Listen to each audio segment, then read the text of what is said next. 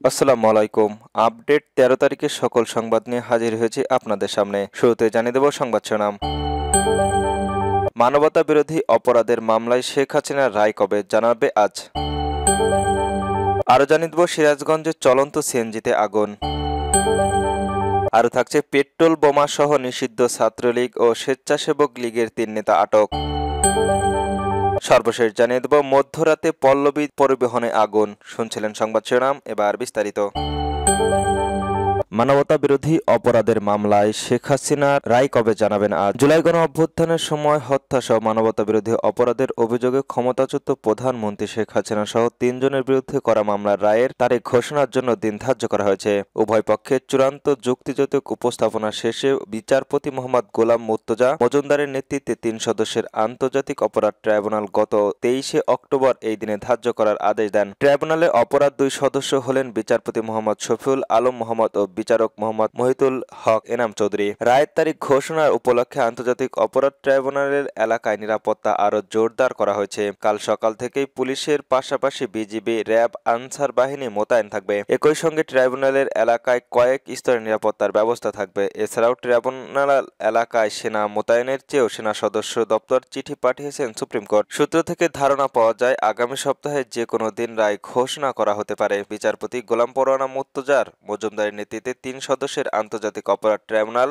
একদিন ধার্য করবেন। প্রসিকিউশন জানিয়েছেন অপরাধ ট্রাইব্যুনালের জুলাই গণ মানবতা বিরোধী অপরাধের এটাই প্রথম কোনো মামলা যার রায় ঘোষণার জন্য ধার্য রয়েছে। মামলার শুনানি উঠে এসেছে জুলাই গণ অভ্যুত্থানের সময় শেখ হাসিনা বাহিনীর উস্কে দিয়ে গৃহবধূ ও গৃহযুদ্ধ লাগানোর চেষ্টা করেছিল। জুলাই গণ অভ্যুত্থানে সংঘটিত মানবতা বিরোধী অপরাধের ট্রাইব্যুনালে অপরাধে শেখ হাসিনা সহ ৩ আসামির বিরুদ্ধে করা প্রসিকিউশনের মামলায় বিচার, শুনানি ও সাক্ষ্য প্রমাণ এমন ভয়াবহ চিত্র উঠে এসেছে। জুলাই আন্দোলনের শহীদ পরিবারের সদস্য, আহত ব্যক্তি ও চিকিৎসক সহ মোট ৫৪ জন সদস্য সাক্ষ্য দেন। তাদের স্বাক্ষর জুলাই গণহত্যার নৃশংসতা, আওয়ামী লীগের সরকারের সময়কার গুম খুন হওয়া নানা ভয়ঙ্কর নির্যাতনের চিঠি উঠে এসে। প্রসিকিউশন জানিয়েছেন ট্রায়ালের যেসব সাক্ষ্য ও প্রমাণ উপস্থাপনা করা হয়েছে তা পৃথিবীর যে কোনো আদালতের আসামির অপরাধের প্রাপ্য প্রদান করার চেষ্টা। প্রসিকিউশন শেখ হাসিনা সহ ৩ আসামির সর্বোচ্চ শাস্তির কামনা করেন।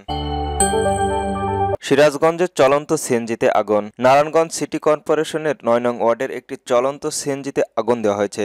বুধবার ১২ নভেম্বর রাতে নারায়ণগঞ্জের সিরাজগঞ্জের জালকুড়িতে যুব উন্নয়ন অধিদপ্তরের অফিসের সামনে এ ঘটনা ঘটে। জানা যায়, জলকুড়ি যুব উন্নয়ন অধিদপ্তরের অফিসের সামনে অজ্ঞাত ২ মোটরসাইকেল আরোহী একটি চলন্ত সিএনজিতে অগ্নিসংযোগ করে দ্রুত ঘটনাস্থল থেকে পদত্যাগ করেন। ফলে তাৎক্ষণিকভাবে তাদের নাম পরিচয় জানা সম্ভব হয়নি। এ বিষয়ে সিরাজগঞ্জ থানার ভারপ্রাপ্ত কর্মকর্তা ওসি মোহাম্মদ শহীনুর আলম বলেন, আগুন দেওয়ার ব্যক্তিদের পরিচয় জানা সম্ভব হয়নি। সিএনজি চালকও বলতে পারেনি। তারা তদন্ত করে আইন অনুসারে পদক্ষেপ নেবে।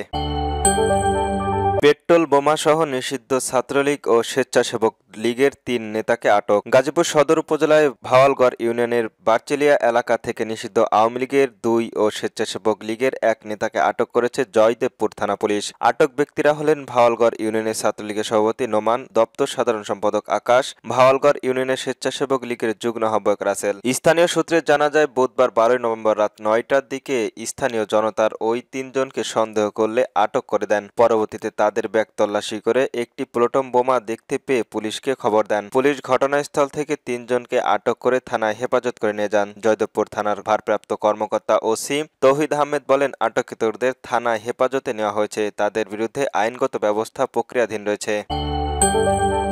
এবার মধ্যরাতে পল্লবী পরিবহনে আগুন। রাজধানীর পল্লবী সাগুপ্তা সড়কের পার্কিংয়ে থাকা ট্রান্সপোর্টের সার্ভিস নামে একটি বাসে আগুন দিয়েছে দুর্বৃত্তরা। খবর পেয়ে ফায়ার সার্ভিসের ২টি ইউনিট ঘটনাস্থলে পৌঁছে আগুন নিয়ন্ত্রণে কাজ করছে। বুধবার ১২ নভেম্বর দিবাগত রাত ১০টা ১০ মিনিটে আগুন লাগার খবর পায় ফায়ার সার্ভিস। ফায়ার সার্ভিস নিয়ন্ত্রণের কক্ষে ডিউটি অফিসার মোহাম্মদ শাহজালাল বিষয়টি নিশ্চিত করেছেন। তিনি বলেন, আগুনের খবর পেয়ে পল্লবী ফায়ার স্টেশনের থেকে ২টি ইউনিট ঘটনাস্থলে পৌঁছে আগুন নিয়ন্ত্রণে কাজ করছে। প্রাথমিকভাবে আগুন লাগার কারণ ও ক্ষতির কারণ পরিমাণ জানতে পারেন ফায়ার সার্ভিসের এই কর্মকর্তা। কর্মকর্তা। রাজধানীর কাউরান বাজার সার্কো পার্ক মোড়ে ককটেল বিস্ফোরণের ঘটনা ঘটেছে। বুধবার 12 নভেম্বর রাত 10টার কিছুক্ষণ পরে মোটরসাইকেল থেকে দুর্বৃত্তরা সেখানে ককটেল নিক্ষেপ করেন। তবে এই ঘটনার কোনো হতাহতের খবর পাওয়া যায়নি। প্রত্যক্ষদর্শীরা জানান রাত 10টার পর থেকে কাউরান বাজার থেকে শাহবাগগামী একটি মোটরসাইকেল থেকে সার্কো ফোরামের দিকে লক্ষ্য করে 2টি ককটেল নিক্ষেপ করেন। বিষয়টি নিশ্চিত করেছেন তেজগাঁও থানার ভারপ্রাপ্ত কর্মকর্তা ওসি মোহাম্মদ হোসেন। তিনি বলেন, রাত 10টার কিছুক্ষণ পরে ককটেল বিস্ফোরণের সংবাদ পাওয়া গেছে, তবে এটি কলাবাগ থানার এলাকায় পড়েছে। বিস্তারিত তারা বলতে পারবেন। এদিকে কলাবাগ থানার ভারপ্রাপ্ত কর্মকর্তা ওসি মনিরুজ্জামান বলেন, এটা আমাদের থানার এলাকার নয়, সার্কো ফোরাম তেজগাঁও থানার এলাকা। ঘটনাস্থলে তেজগাঁও থানা পুলিশ এবং আমাদের টিম রয়েছে। জনসাধারণের নিরাপত্তা নিশ্চিত করতে আমাদের সর্বোচ্চ চেষ্টা করি, সেই সঙ্গে দুষ্কৃতরা আইনের আওতায় আনতে আমরা কাজ করছি। এদিকে তেজগাঁও রাজধানী রেল স্টেশনে থেমে থাকা 2টি ট্রেনে আগুন দিয়েছে দুর্বৃত্তরা। বুধবার 12 নভেম্বর রাত 2টার দিকে এ ঘটনা ঘটে, জানিয়েছেন রেলওয়ে থানার ভারপ্রাপ্ত কর্মকর্তা ওসি জয়নুল আবেদিন। এ ঘটনায় কেউ হতাহত হয়নি। সামাজিক যোগাযোগ মাধ্যমে ছড়িয়ে পড়ে একটি ভিডিওতে দেখা যায় দাঁড়িয়ে থাকা একটি ট্রেনের খালি বগিতে আগুন জ্বলছে।